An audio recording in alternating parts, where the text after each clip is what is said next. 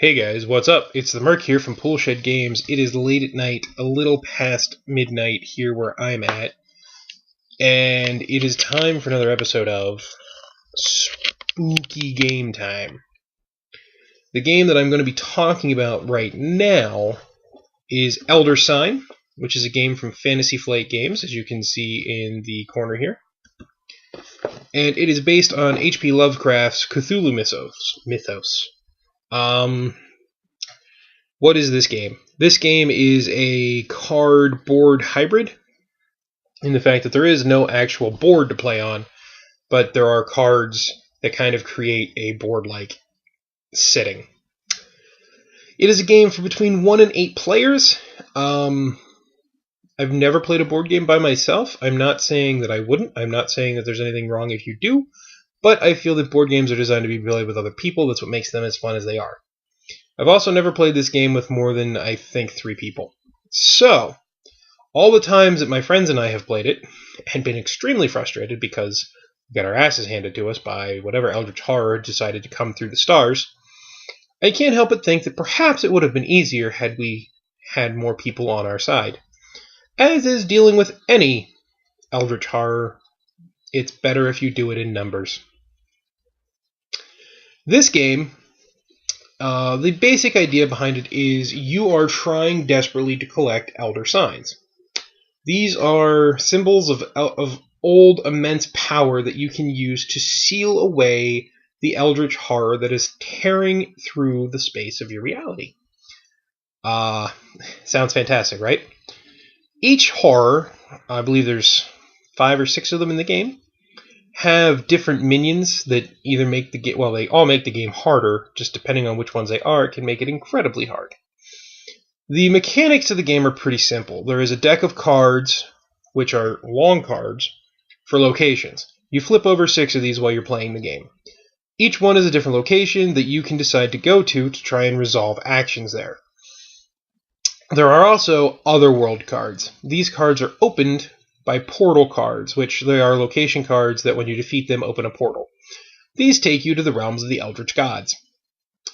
They usually have huge rewards, but if you lose, they have incredible downsides. The game relies on a special type of dice.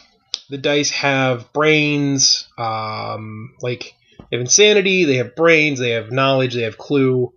And when you roll them, you have to get a certain amount of things for each action on the location card to defeat the location card. If you don't defeat the location card, there are penalties that happen.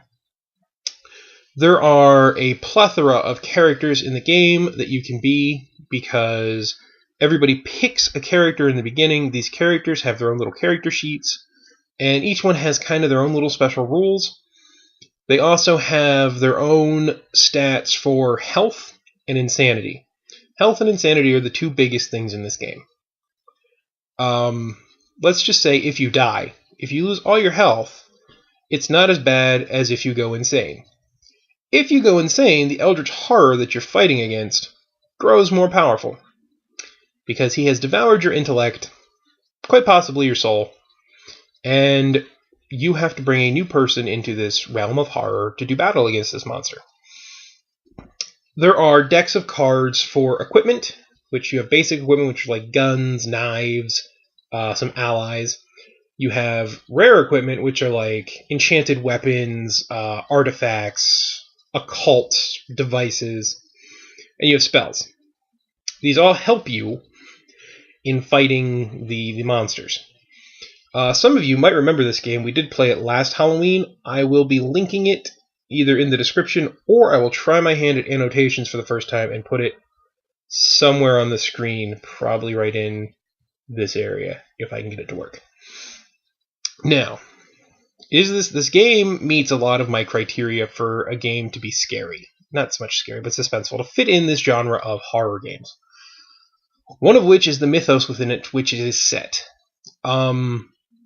It's Lovecraft. It's Cthulhu, it's eldritch horrors, it's normal people facing down monsters they can barely comprehend, let alone defeat. That, to me, automatically lends it this feeling of weight upon it. The other thing is there is a level of suspense here because there is a doom track. At the end of each player's turn, you flip a card to see what happens when the clock strikes midnight. Usually this is bad. It's very rare that this is a good thing. Sometimes, very rarely, like I said, a good thing will happen, like you might get a bonus in your rolls next turn or something along those lines. Each time a bad thing happens, a doom marker goes on the doom track. Each Eldritch Horror has a different length doom track. And once the doom track's full, it wakes up, and you have one round of combat to either defeat it, or it'll kill you off one at a time. Unless it is, I think, Yogg the Law, which once it awakens, you just lose. Game's over. Go home. Thanks for playing. So you have that feeling of suspense there as you're playing it, which to me gives it that feeling of being a horror game. Also, the artwork and some of the flavor text on cards and abilities add to that feeling. Now, it's one of those games that who you play it with and why you play it will depend on your mileage.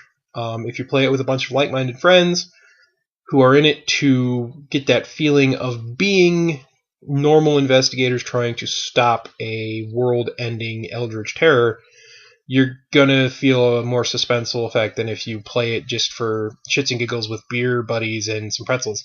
Neither of which is the wrong way to play the game. I just feel that, describing that is important when talking about the games.